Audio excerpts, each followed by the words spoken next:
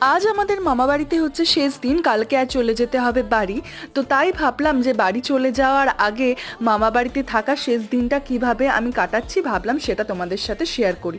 তো এখানে দেখতে পাচ্ছ ছাদে চলে এসেছি, আর ওই যে ছোট্ট বেড়া বিড়াল বাচ্চাটা ছিল, ও এই যে ঘাসগুলো পড়েছে ওইখান থেকেই নিয়ে খেলাধুলা করছে। আর এরপর চলো, বৃষ্টির কারণে যে মামার বাড়ির ছাদে যে ছাদ বাগানটা ছিল সেটা কত সুন্দর দেখতে লাগছে, দেখো একদম যাকে বলে হারা ভারা। এটা ছিল তেজপাতার গাছ, আম গাছ ছিল, আর এখানে বিভিন্ন রকমের ফুলের গাছ ছিল। কিছু ফুলের গাছের তো আমি নামও জানি না, কিন্তু এত সুন্দর দেখতে লাগছিল, তার জন্য তোমাদের জন্য আমি ক্যাপচার করেছি। আর এখানে এই যে দেখো কত বড় বড় ঢেঁড়সও হয়েছে।